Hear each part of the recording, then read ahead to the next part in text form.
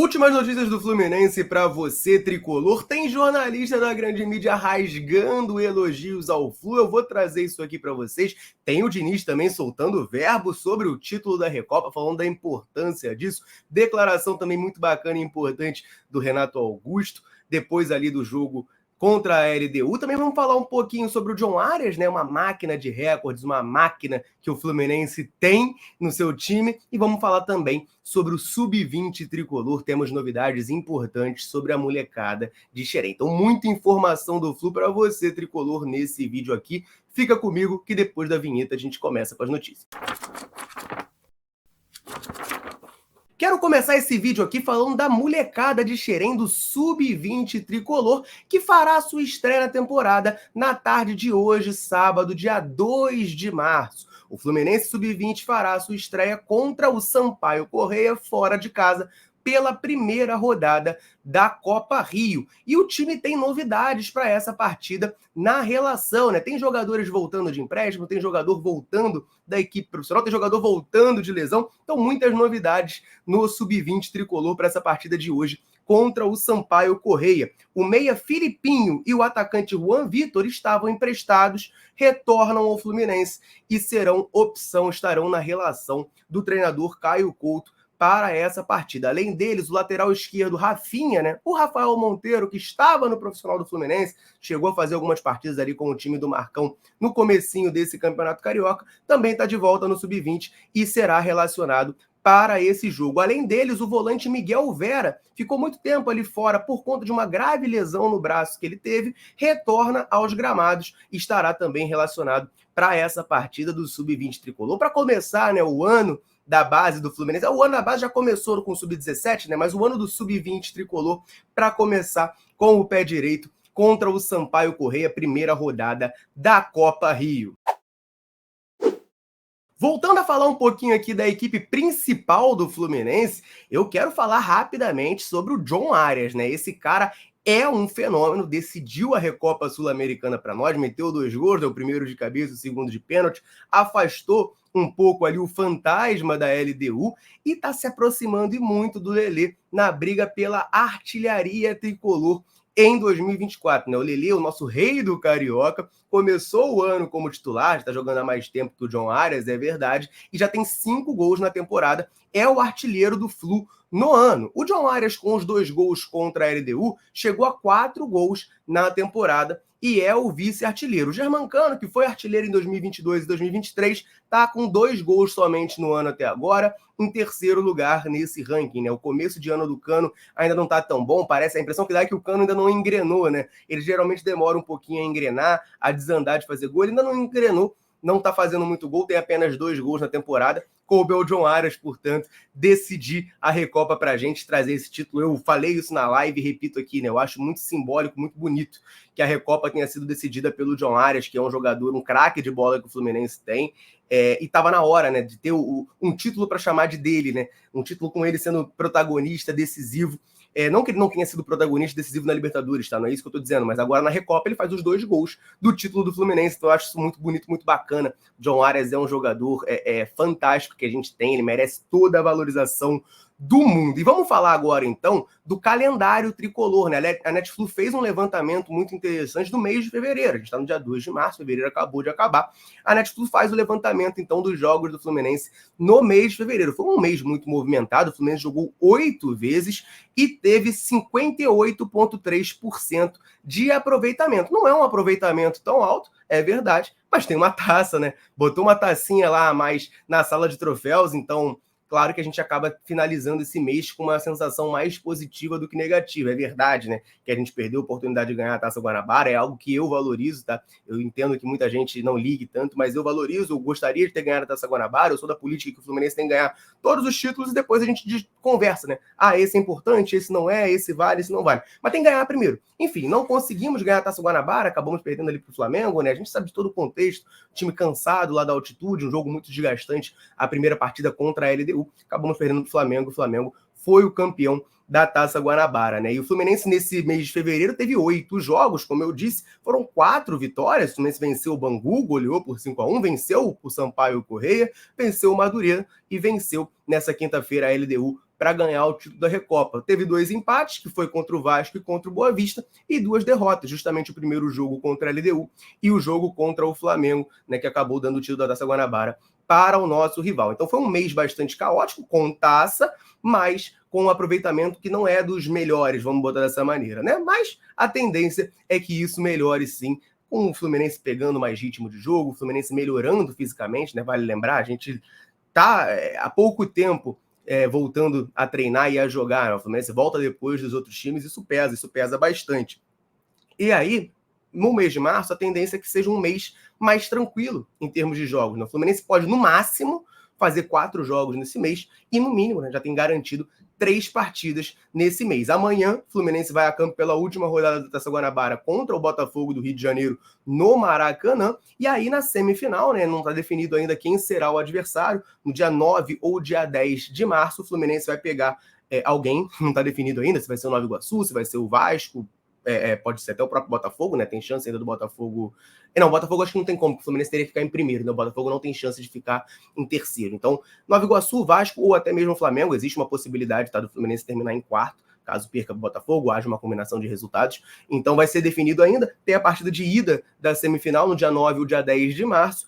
E aí, no dia 16 ou 17, a partida de volta da semifinal contra esse mesmo adversário, é claro. E em caso de classificação, que é o que a gente espera, o que a gente quer que o Fluminense consiga, né, se classificar para a final do Campeonato Carioca, o primeiro jogo da final seria disputado ainda em março, né, no dia 31 de março, a partida de ida da final, o jogo de volta no dia 7 de abril, né, já seria no próximo mês. Então, no maior cenário, né, no melhor cenário para a gente, podemos botar dessa maneira, o Fluminense faria 4 jogos nesse mês de março, e no pior cenário, caso a gente seja eliminado na semifinal do Carioca, vou até bater na madeira aqui, né, mas caso isso aconteça, o Fluminense faz 3 jogos nesse mês de março, então vai ter um mês um pouquinho mais tranquilo para dar uma respirada, recuperar o time, etc. e tal.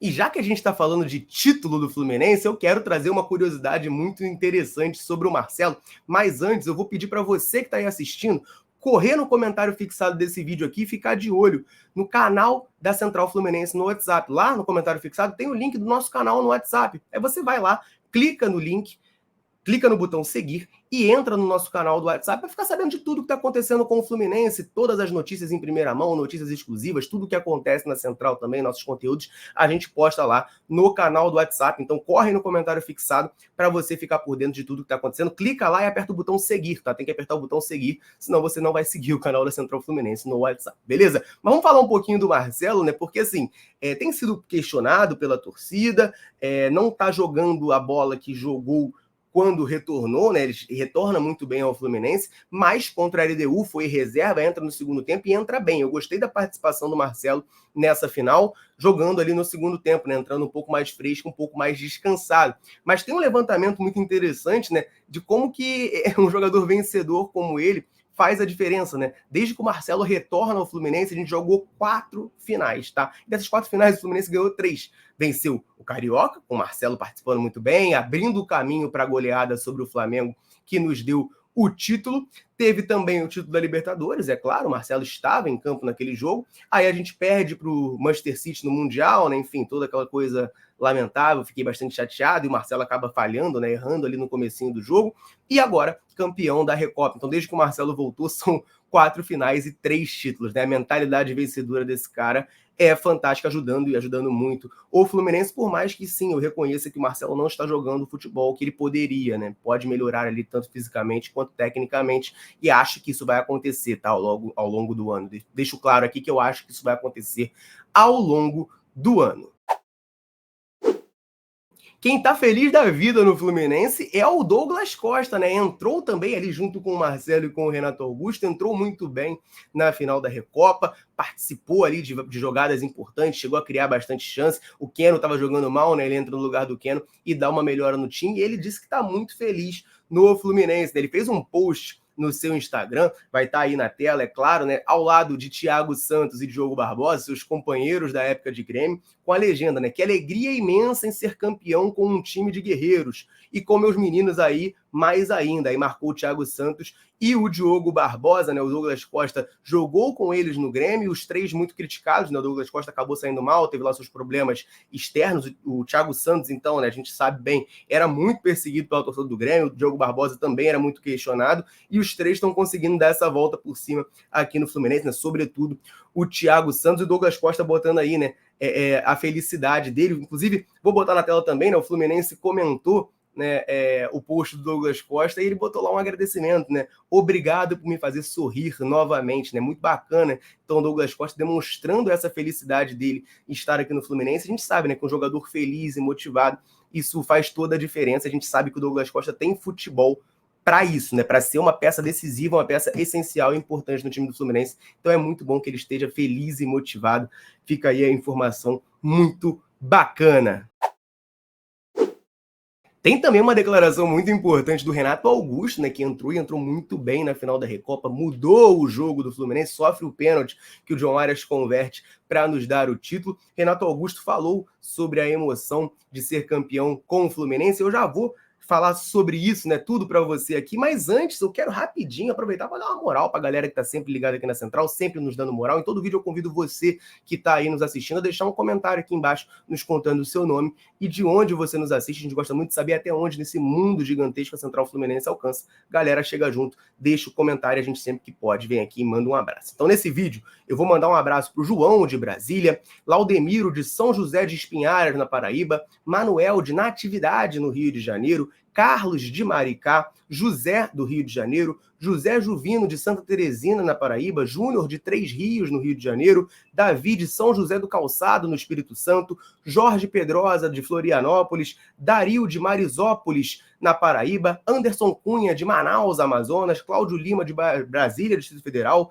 Edmilson Souza de São Raimundo Nonato no Piauí e para o Amauri Nogueira de Itaboraí, no Rio de Janeiro. Um abraço para a galera ligadinha aí na Central. E o convite para você que está assistindo, né? Que aqui a gente mande um abraço, um salve, citando o seu nome em algum vídeo da Central. Comenta aqui embaixo o seu nome e de onde você está nos assistindo. Combinado? Vamos então aqui para a declaração do Renato Augusto, né? A gente sabe que o Renato Augusto, embora tenha começado a carreira dele profissional pelo Flamengo, nosso rival, ele jogou nas categorias de base do Fluminense, no futsal tricolor, lá por volta de 99 e 2000. E ele falou sobre isso, né? O Caio Blois do Trivela fez uma entrevista com ele, as imagens que a gente vai colocar, inclusive, são lá do Trivela, e o Caio Blois perguntou para ele, né, daquela história que eu já falei aqui em vídeo também para vocês, do Jair Pisserni afirmando no programa Boleiragem do Sport TV que o Renato Augusto, ele viu o Renato Augusto como gandula no jogo entre Fluminense e São Caetano em 2000, que o Ademar faz aquele golaço lá do meio da rua e elimina o Fluminense no Brasileirão. Renato Augusto ali como gandula chorando com a eliminação do Fluminense. E aí o Caio Blois perguntou sobre isso para o Renato Augusto e o Renato Augusto confirmou que ele estava como gandula, sim, naquela partida. Eu vou botar aí na tela a declaração completa do Renato. Eu falei com o Diniz hoje, fui gandula no São Caetano e Fluminense aqui, né? No gol do Ademar. E o Diniz jogou nesse jogo. Então, pô, foi... na época eu jogava no Fluminense, eu fui gandula e... Você vê tanto... 24 anos depois, estamos aqui agora, a vida do futebol, ela se proporciona momentos diferentes. Hoje poder voltar aqui, conquistar um título importante, internacional, botar o nome na história do clube, foi bem especial. Eu não tenho muito criar muita expectativa quanto a isso, nunca fui um cara de fazer muitos gols, graças a Deus em momentos especiais acabei fazendo, em momentos decisivos, em jogos decisivos ou em finais, então... Eu acho que a hora que tiver que sair, vai sair. O importante é poder estar ajudando, poder estar bem fisicamente para estar à disposição para o Diniz.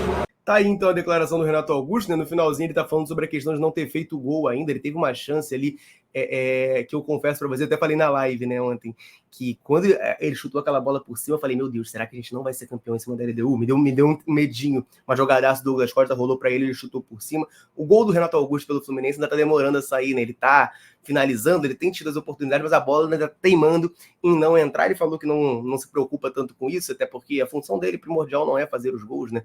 E que nos momentos decisivos, em geral, ele costuma fazer, enfim, que ele é muito abençoado. Mas ele fala também, né, sobre essa questão de ter estado lá 24 anos atrás naquele jogo do São Caetano como Gandula, era atleta do futsal do Fluminense e hoje aqui de volta, né, sendo campeão da Recopa, muito bacana isso. O Diniz estava jogando aquele jogo, né, ele disse que conversou com o Fernando Diniz sobre isso, muito bacana a declaração do Renato Augusto.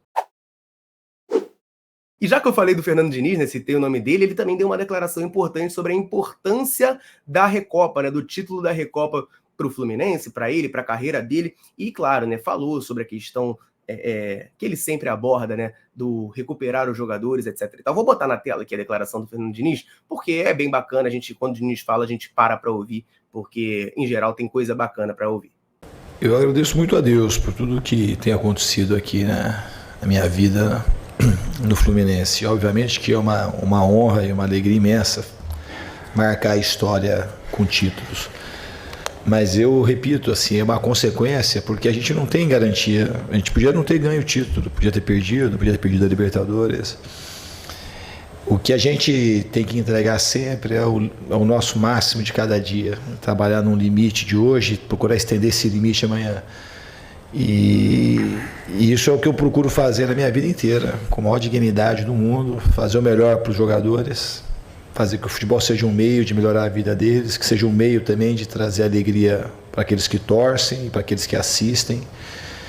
Que o futebol, para mim, se presta a isso. Ele tem que servir a vida para que a vida seja mais bonita. E esse é o maior título que você pode conquistar todos os dias. Você não depende do adversário, eventualmente ser melhor do que você. Essa é uma condição humana que depende da sua boa vontade em fazer as coisas. Às vezes as pessoas interpretam isso como algum desinteresse em ganhar, muito pelo contrário. Quem faz isso está muito mais perto, porque isso ultrapassa ganhar o título. Isso não é abaixo de ganhar taças. Isso ultrapassa e muito ganhar o título. A entrega, quando você se entrega de corpo e alma para alguma coisa, o título já está ali todo dia, cada respiração que você dá, e eu considero essas pessoas as verdadeiras campeãs. Repito que taça não define, para mim, um verdadeiro campeão. Aqui nós estamos do lado de um que foi campeão a vida inteira e foi ser premiado mais perto do fim da carreira.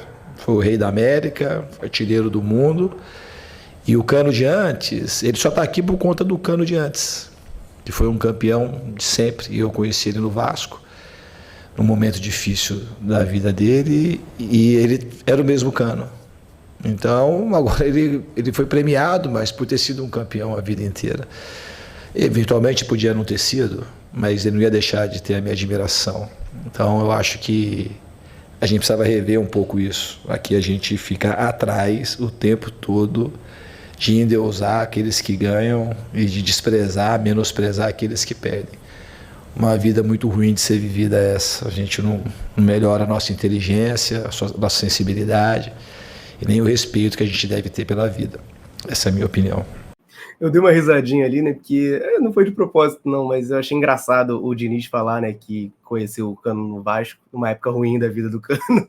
Eu achei engraçado isso, né, assim, tava no Vasco, né, a vida não era tão boa. Mas, cara, essa declaração do Diniz é muito interessante, né, porque ele tá falando ali, né, o Diniz até o ano passado era tido como um treinador que não ganhava títulos, não tinha nada ainda, aí ganhou a Carioca, ganhou a Libertadores, agora ganhou a Recopa, né, tá empilhando títulos.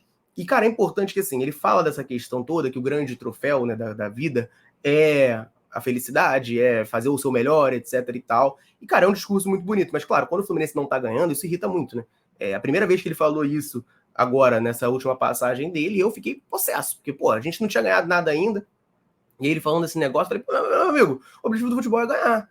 Claro que é legal você ver uma história de superação como a do Thiago Santos, jogadores que o Diniz recupera e tal. Pô, é legal, é maneiro. Mas se o Fluminense não for campeão, para mim, desculpa, de nada isso vai interessar, porque eu quero ver o Fluminense campeão. Mas, claro, quando você consegue aliar os dois, é perfeito. E aí ele toca num ponto que, assim, eu já tinha entendido isso, mas é importante que ele fale isso claramente, né? Isso não é um desdém pelo ganhar. Ele continua querendo ganhar. Ele diz que, inclusive, entende que essa é a melhor maneira para ganhar. Então, muito bacana essa declaração do Fernando Diniz, né, falando sobre a importância de ser campeão, mas mais do que isso, né, que só títulos não definem. E aí ele fala do Germancano, né, o Germancano, de fato, você vai olhar a carreira do Germancano, ele vai começar a ter grande destaque depois de 28, 29 anos, né, numa reta mais final, digamos assim, da sua carreira. Não final, né, porque a carreira dele ainda tá rolando e o Cano, fisicamente, é um jogador que aparenta estar muito bem, então pode jogar, ter uma longevidade ainda maior como atleta, mas no começo da carreira dele, né, não teve tanto esse destaque e títulos, e foi começar a se destacar mesmo lá no Independiente Medellín, aí depois vem para o Brasil para jogar no Vasco, momento triste da vida dele, né, como o Diniz falou, e aí vem para o Fluminense, enfim, se consolida como o rei da América, o artilheiro do mundo e um grande ídolo da história tricolor. Quem elogiou muito, né, não só Fernando Diniz, como o Fluminense, todo o roteiro do título tricolor, foi o Eric Faria, né, jornalista da TV Globo, falou na sua rede social Twitter, né, hoje é X, né, rede social X, antigo Twitter, sobre o título do Fluminense, tá aí na tela. Uma conquista sobre a LDU, no Maracanã, com um gol de pênalti, na mesma baliza, com a bola entrando no mesmo canto, todos os fantasmas devidamente exorcizados pelo Fluminense. E o Diniz passou do jejum a um currículo campeão. Futebol. Tá aí a declaração do Eric Faria, né, elogiando, então, Fluminense, exaltando, né, a marca desse título. Concordo com ele quando ele fala de fantasma exorcizado, assim, claro, não vinga, tá? Para mim, eu já falei isso em live, falei em vídeo também, repito que não vinga nada, né? A vingança não existe. Ele ganhou uma Libertadores, uma Sul-Americana, isso ainda dói para mim, assim, claro que eu tô muito mais tranquilo com isso depois que a gente já ganhou a Libertadores, mas para mim ainda dói, estava no estádio nas 2 vezes, mas claro, né, você tira um peso, como eu falei um pouco antes ali, né, em determinado momento do jogo, eu falei, meu Deus, cara, não é possível que a gente vai perder de novo para eles, cara. Assim, o cenário muito melhor agora, a gente vai perder, cara, não é possível. E a gente consegue ser campeão, o John Arias, enfim, perfeito, o Renato Augusto entrando bem, Douglas Costa, Marcelo, uma boa atuação, o Thiago Santos foi muito bem nesse jogo, e a gente consegue ser campeão, né, é um roteiro, de fato, muito bonito, né, a baliza não é exatamente a mesma, o lugar ali mudou um pouco, né, enfim, a posição do Maracanã mudou, mas o roteiro, né, é um roteiro muito bonito para o Fluminense ser campeão dessa Recopa Sul-Americana e que esse seja, né, apenas o primeiro de muitos títulos nesse ano de 2024. Tá certo, galera? Essas eram as informações que eu queria trazer nesse vídeo aqui para você. Deixa um comentário aqui embaixo, você já deixou o like com certeza, concorda com o Eric Faria, que essa declaração dele de que o roteiro do Fluminense foi o melhor possível e lindo como é o futebol? Deixa um comentário aqui embaixo pra gente trocar aquela ideia, combinado? Eu vou ficando por aqui, um abraço, saudações tricolores, tamo junto!